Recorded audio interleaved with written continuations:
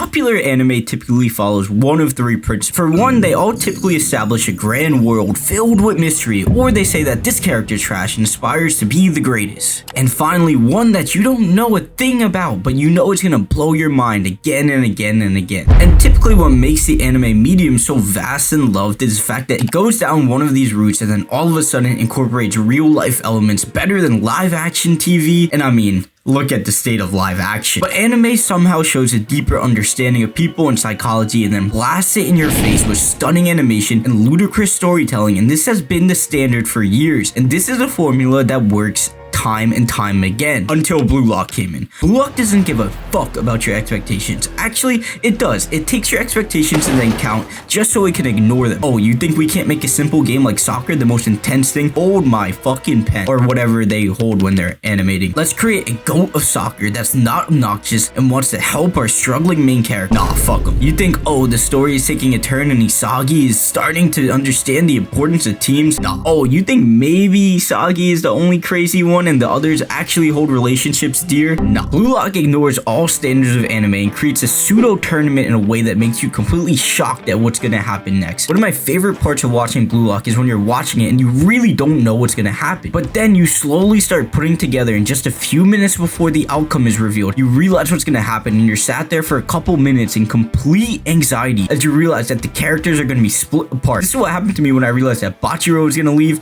or when I realized that Nagi was gonna want Baro. This show is quite funny too. I mean, look at this dialogue. I don't know what this feeling is, but I like it. And speaking of dialogue, those scenes when they were trying to speak English was crazy. Hey, what do you mean?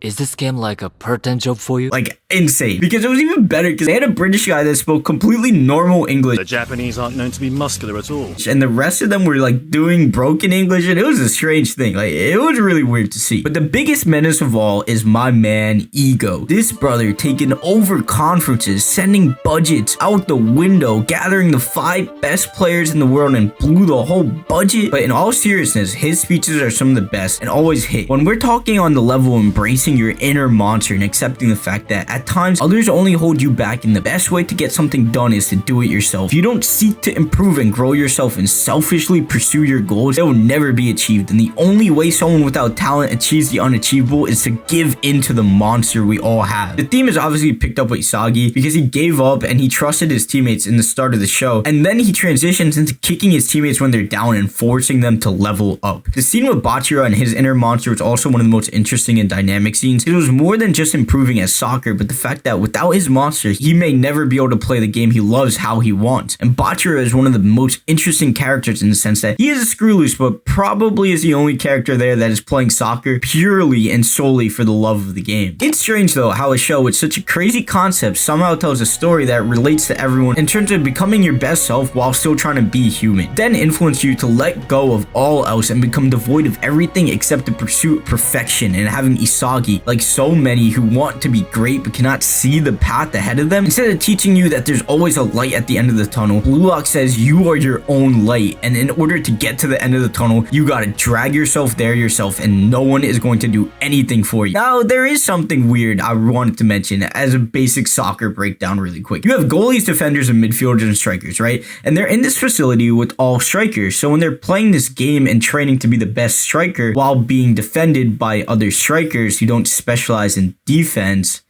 what are you actually who cares? This is still hype. Aohoshi can explain that geometry shit. I can't not mention how brutal this animation style is. It looks visually fantastic. It does a great job of depicting being in the zone and embracing your monster, whilst at the same time doing a good job of depicting what it feels like to link up with your teammates. And also, let's be honest, it just looks really sick. But Blue Lock is true to itself and is never scared to take a leap and consistently shatters your mind with an electric animation style whilst telling a stunning narrative that incorporates relatable emotions in the pursuit of self-growth, but losing part of your humanity in that process. And I think you can see that with Rin and his brother in the fact that he's striving to be the best, and he's in this facility where everyone else is way below him and he's so much better, but at the same time there's still someone ahead of him. And in order to get to that level, how much more can he really give? He's already giving it his all. If you're giving your 110%, what does Blue Lock tell you to do? Blue Lock says you gotta give 200. You have to get a new definition for what it means to give effort. I think having Rin, this badass character, then all of a sudden be struggling against a World 5 while having Isagi somehow connect with him in that way was really interesting, because in terms of soccer prowess, you can clearly see that they're nowhere close to the same level. They're not even in the same stratosphere. You wouldn't even consider comparing Rin and Isagi, and all of a sudden Blue Lock makes you realize that it's all mental. I think seeing how Ego reacts to Isagi in the way that he's looking at Isagi like, wait, he may not have the best talent, but at the same time, he has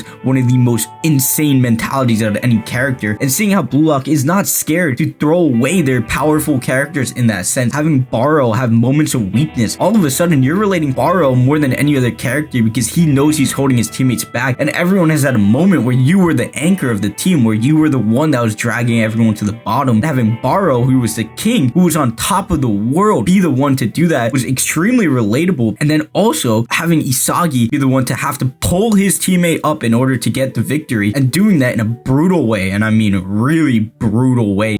いいパスだったじゃん。下手くそ。